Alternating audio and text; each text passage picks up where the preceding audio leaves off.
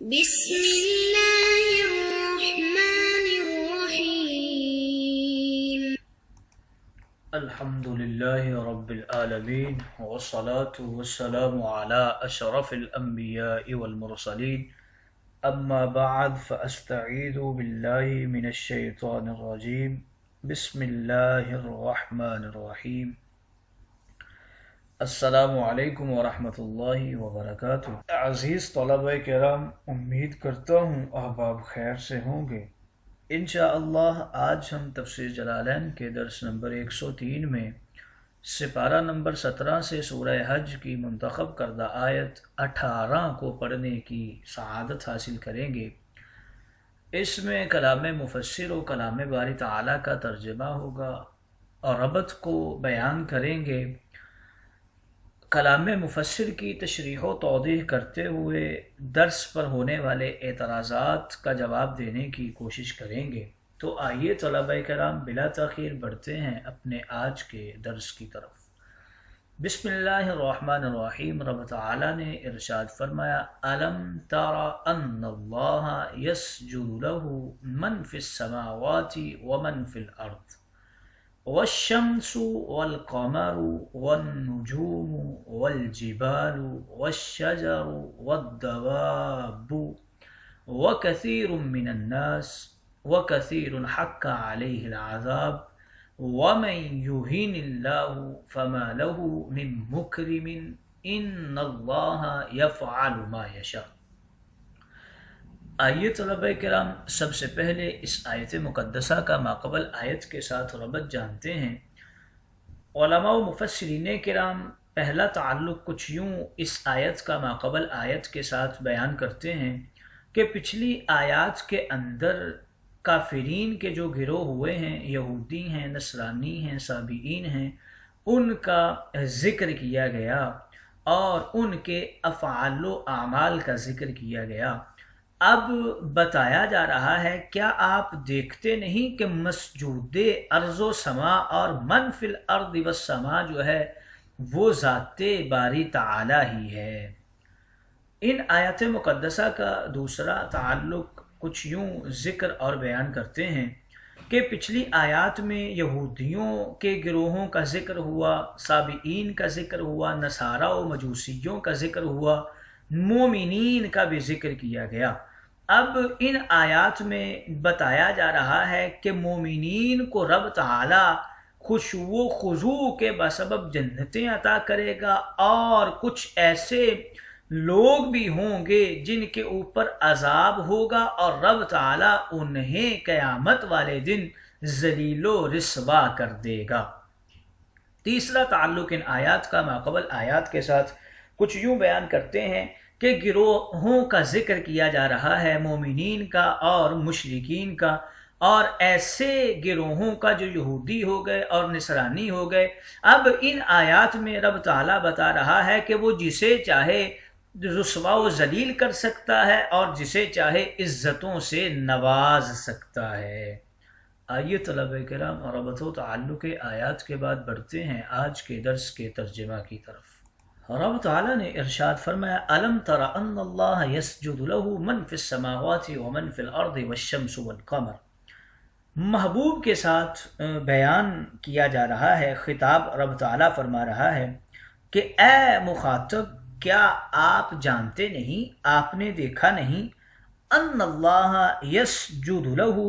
من فی السماوات ومن فی الارض، اللہ کے سامنے سب کے سب عاجزی کرتے ہیں، اسی کو سجدہ کرتے ہیں، جو کچھ زمینوں میں ہے، جو کچھ آسمانوں میں ہے، والشمس وہ سورج ہے، والقمر اور چاند ہے، والنجوم اور ستارے ہیں، والجبال اور پہاڑ ہیں، والشجر اور درخت ہیں، والدواب اور چوپائے ہیں، یعنی ہر ایک اس کے حکم کے تابع ہے اس بات میں جو اس سے مطلوب ہے۔ وَكَثِيرٌ مِّنَ النَّاسِ اور لوگوں میں سے بہت ہی زیادہ لوگ عاجزی کرنے والے ہیں، اور وہ کون سے ہیں؟ ہم المؤمنون، وہ مومنین ہیں، یعنی وہ صلات کے اندر خضوع پر زیادتی کرتے ہیں، یعنی اپنی نمازوں کے اندر، اپنے سجدوں کے اندر وہ خشوع و خضوع کرنے والے ہیں۔ وہ کثیر، اور بہت سے لوگ ایسے بھی ہیں حق علیہ العذاب، جن کے اوپر عذاب ثابت ہو گیا ہے، یعنی ان کو تو عذاب ملنا ہی ملنا ہے، وہ مستحق عذاب ہیں۔ وَهُمُ الْكَافِرُونَ، اور وہ کون ہیں؟ وہ کافرین ہیں۔ لِأَنَّهُمْ، کیونکہ انہوں نے اس سجدے کا انکار کر دیا ہے جو ایمان پر موقوف ہے، اور اللہ جسے ذلیل و رسوا کر دے پھر اسے کوئی عزت دینے والا نہیں ہوتا، یعنی اس کو سعید اور نیک بخت کوئی نہیں بنا سکتا جسے رب تعالی شقی بنا دے۔ ان اللہ یفعل ما یشاء، اللہ تعالی جو چاہتا ہے وہ کر سکتا ہے، یعنی جس کو عزت دینی ہو اسے عزتیں عطا فرما دیتا ہے، اور جسے ذلیل و رسوا کرنا ہو اسے ذلیل و رسوا کر دیتا ہے۔ آئیے طلبہ کرام، ترجمہ کے بعد بڑھتے ہیں آج کے درس کی تشریح و توضیح کی طرف، کہ جتنے بھی ادیان اس دار فانی کے اندر موجود ہیں ان سبھی ادیان کے بارے میں پچھلے دروس کے اندر گفتگو ہو چکی ہے۔ یہاں سے ذکر یہ کر رہے ہیں، کیا آپ نے اپنی جسمانی نظر اور عرفانی قوت سے تمام کائنات میں محبوب دیکھا نہیں کہ اللہ ہی تو وہ ذات کبریائی ہے جو سجدہ عبادت کا مستحق ہے، جس کو ہر بندہ جو زمینوں میں ہو آسمانوں میں ہو، ہر سمجھدار، اور یہ کفار جس چاند سورج ستاروں پہاڑوں درختوں جانوروں کو معبود سمجھے بیٹھے ہیں، وہ سب تو اس خالق کائنات کے حضور سجدہ کرتے ہیں، اور یہ انہی کو اپنا معبود بنا کے بیٹھے ہوئے ہیں۔ وَكَثِيرٌ مِّنَ النَّاسِ، اور لوگوں میں سے بہت سے ایسے لوگ بھی ہیں جو تقریر ازلی کے فیصلہ الہیہ پر قائم ہو کر رب تعالیٰ کی بارگاہ میں سجدہ کرتے ہیں اور اسی ذات الہی کے سامنے اپنے سر کو جھکا دیتے ہیں، اور یہ بندے مومنین ہیں اور اپنی نمازوں کے اندر، اپنے سجود کے اندر بڑے خشوع و خضوع کرتے ہیں۔ اور کچھ ایسے منحوس لوگ بھی ہیں جو جنات ہیں اور انسانوں میں سے بھی ہیں، جن پر تقدیر ازلی کے فیصلہ الہیہ میں عذاب الہی حق ثابت اور قائم ہو چکا ہے۔ وہ سجدہ ظاہری جسمانی اور عبادت الہی کے منکر ہیں، اور یہ ان کی مغرورانہ جو تکبرانہ بد نصیبی، اس بنا پر فیصلہ عذاب کو ان سے کوئی بھی نہیں ٹال سکتا، کیونکہ انہوں نے اس سجدے کا انکار کر دیا ہے جو ایمان پر موقوف ہے، یعنی وہ ایمان لے آتے اور رب کے ہاں سجدہ کر لیتے، اپنی جبیں کو اس کی بارگاہ میں جھکا دیتے، تو ان کا شمار بھی کثیر من الناس وہم المومنون کے اندر ہو جاتا۔ اور جسے اللہ شکی بنا دے یعنی ذلیل کر دے، فما لہ من مکرم، پھر اسے عزت دینے والا، اسے سعید بنانے والا کوئی نہیں ہوتا۔ ان اللہ یفعل ما یشاء، اور اللہ تعالیٰ جو چاہتا ہے وہ کرتا ہے، کس کو عزت دینی ہے، کسے ذلیل و رسوا کرنا ہے، یہ اسی کے قبضہ قدرت اور اسی کے اختیار میں ہے۔ اس آیت مقدسہ میں 6 چیزوں کو وضاحت سے بیان کیا گیا ہے۔ الم تارا، پھر یسجد لہ من فی السماوات، پھر فرمایا ومن فی الارض، پھر فرمایا کثیر حق علیہ العذاب، پھر فرمایا من یہین اللہ فما لہ من مکرم،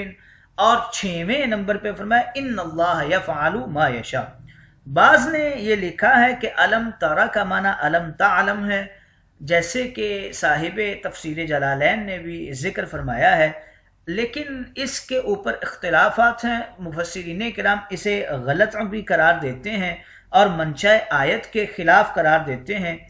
کہ علم تارا اپنے اصلی ہی معنی میں ہے اور جسمانی آنکھ سے دیکھنا مراد ہے، خطاب آقا کائنات سے ہے، بلا وجہ معنی کو تبدیل کرنا جائز نہیں بلکہ گناہ ہے، کیونکہ نبی کریم کی آنکھ وہ کچھ دیکھ لیتی ہے جو کسی دوسرے کی آنکھ نہیں دیکھ سکتی، بلکہ احادیث مشہورہ سے تو یہ ثابت ہے کہ نبی کی ہر قوت ہی بے مثل و بے مثال ہوا کرتی ہے۔ یسجدو کے حوالے سے ذکر کر رہے ہیں کہ یسجدو کے معنی اور مفسرین فرماتے ہیں کہ نباتات، جمادات، حیوانات کا سجدہ ظاہری حقیقی نہیں،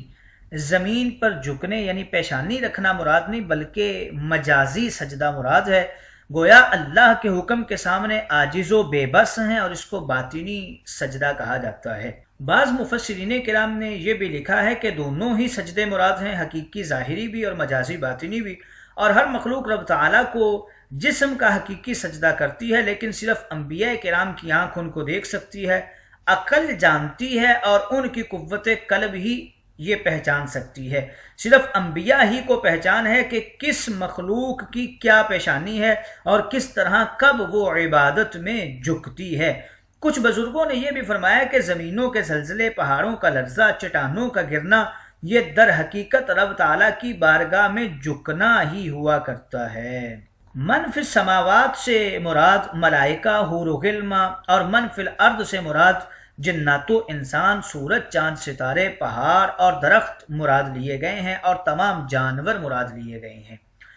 کثیر من الناس کے حوالے سے ذکر کرتے ہیں کہ صرف مومن مسلمان ہی یہاں پر مراد لیے گئے ہیں، جو اپنی نمازوں کے اندر اور سجدوں کے اندر خشوع و خضوع کرنے والے ہیں، اور کثیر حق علیہ العذاب کے حوالے سے ذکر کر رہے ہیں کہ کافر، جنات، انسان، پہلی 9 چیزیں تو حقیقی ظاہری جسمانی دونوں قسم کے سجدے کرتے ہیں، مگر 10ویں مخلوق حق علیہ العذاب صرف باطنی سجدہ ذلت، بے بسی، عاجزی، مجبوری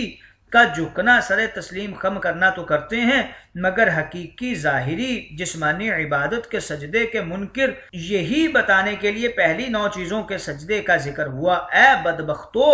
جن کو تم سجدہ کرتے ہو وہ تو خود ہمارے بندے بن کر ہم کو سجدہ کرتے ہیں اور ہمیں الہ واحد مانتے ہیں۔ ان سب چیزوں کا ذکر اس لیے کیا گیا ہے کہ عرب کے کچھ قبائل تھے جو ان چیزوں کی